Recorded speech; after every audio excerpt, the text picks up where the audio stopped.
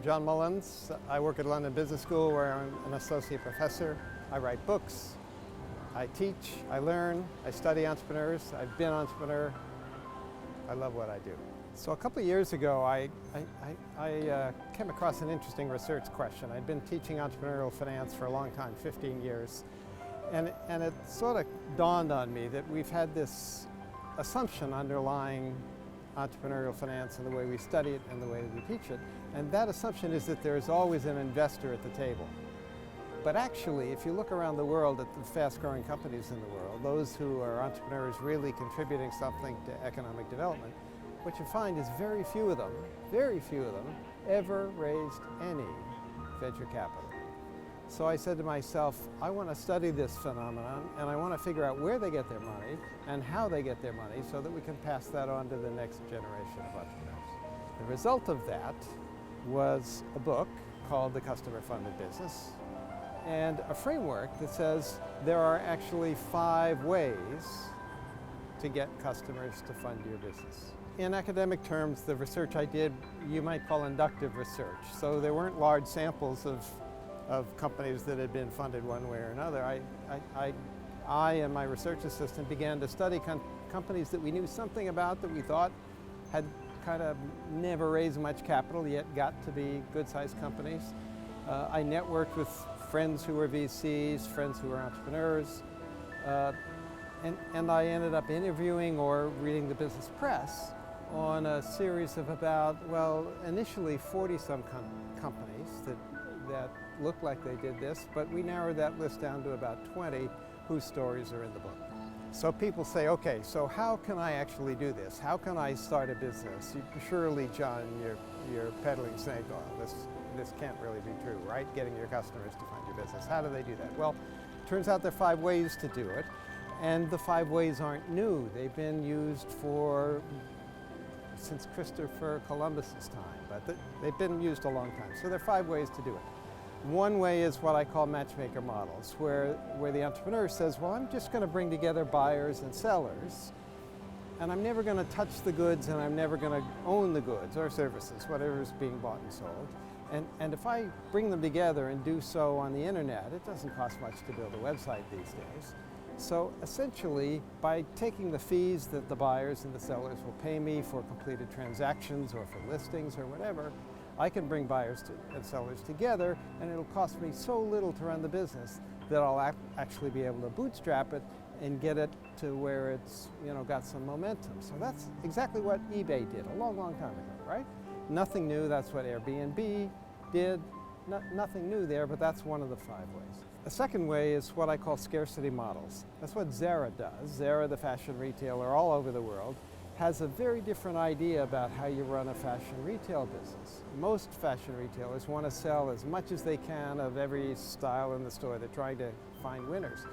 Zara says, actually, we're going to limit what we bring into our stores, both in terms of the time it's in the store and the quantity we bring in. And the result is that the customer at Zara has been trained to know that if she sees a really cool dress, maybe that the Spice Girls wore on stage a short while ago, that she better buy it now, because if she waits till tomorrow or next week, the dress will be gone. So Zara limits the quantity, limits the time that the goods are in the store, and limits the stock levels of those goods to encourage people to buy now. And that scarcity has propelled Zara to the top of the fashion retailing game much faster than Gap, H&M, Mango, and the others. So that's the second model, the scarcity model. The third model is what I call subscription models. Now, we've all subscribed to stuff nearly forever, right? Cable television, periodicals of all kinds. We've been subscribing to things forever, of course. Well, think about it. When do you pay for the subscription? Well, you pay up front, or at least in part up front, and the seller of that subscription then can use your cash to develop and edit or whatever it is they have to do for what you're going to subscribe for, and you pay over time perhaps, but again the customer's money comes before you get the goods. So that's a third model. A fourth model is what Bill Gates did. Bill Gates and Paul Allen were in the business of writing customized operating systems for the nascent PC industry. They wrote them for the Japanese players, the American players. Everybody wanted to get into the PC industry, but a PC was no good unless it did something. And Bill Gates and Paul Allen could write operating systems that would enable that hardware to do something. Well, they wrote one operating system, then they wrote another one, then they wrote another one, then they wrote another one. After a while, they wrote one for IBM. And as they did this, they developed an awful lot of expertise, of course, and understood this phenomenon better than anybody else. But more importantly, they had a real insight. They said, actually, all these operating systems that we've just written one by one by one, all look just about the same. Wouldn't it be great if we could write just one operating system? We'll call it MS-DOS. We'll put it in a box or in a file or whatever, and the customer will either download it with their new PC or we'll sell it to them in a shrink-wrapped box. So what they did is they created what I call a service-to-product model. That is, they began by selling services, but over time, that service was able to be kind of replicated, packaged, bottled, if you will, and sold to the consumer without the hand-holding that the service normally would require. And of course, that's where the value in Microsoft really got created, when those services became product. Then the fifth model is perhaps the most common. I call it a pay in advance model. It's a very simple idea. You simply ask the customer to pay you in advance before you give them the product. Now that may seem like sort of an audacious idea, but that's exactly what Bill Gates did. Let me start this one over. That may seem like an audacious idea, but that's exactly what Michael Dell did when he was a freshman in a dormitory at the University of Texas a long time ago.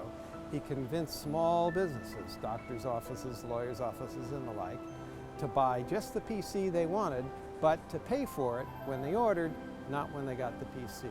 Well, what did Dell do with that money? He then bought the parts for the PC, paid his buddy to assemble those parts, and off the business went. No advance venture capital funding at all. In fact, if you compare the value that Michael Dell got and kept out of the value his company Dell created with that Steve Jobs created and received himself at Apple. Steve Jobs, of course, funded that business all the way with one round after another of venture capital. Who do you think wins that battle? Michael Dell wins it hands down. Now, I get asked a lot, well, could anybody, any business do this? Can you use this for everything? I'm not sure you could build a biotech firm this way. Probably not. Somebody asked me once at a conference, well, could you build a restaurant business this way? You got to put kitchens and buy all that stuff. And somebody said to the asker of this question, actually, you did. And what he'd done is he was a chef in New York with a good reputation, but he wasn't running his own restaurant. He wanted to run his own. So he went to the customers that he knew, and he was the kind of chef that came out of the kitchen and talked to customers. He asked his customers, you know, I want to start my own place, but I don't have any money, I need your help. What I'd like you to do is buy 10 dinners for 10, good any time over the next year. You can redeem them when you wish in my new place, and for buying now, I'll give you half price, a discount off the purchase price. That's how he funded this restaurant. So can you do this for everything? Maybe not, but surprisingly, you can do it in an awful lot of settings. You can do it in B2B, you can do it in B2C. You can do it for goods, you can do it for services. It's a really powerful phenomenon, and actually it's the way most companies have been started for decades and decades.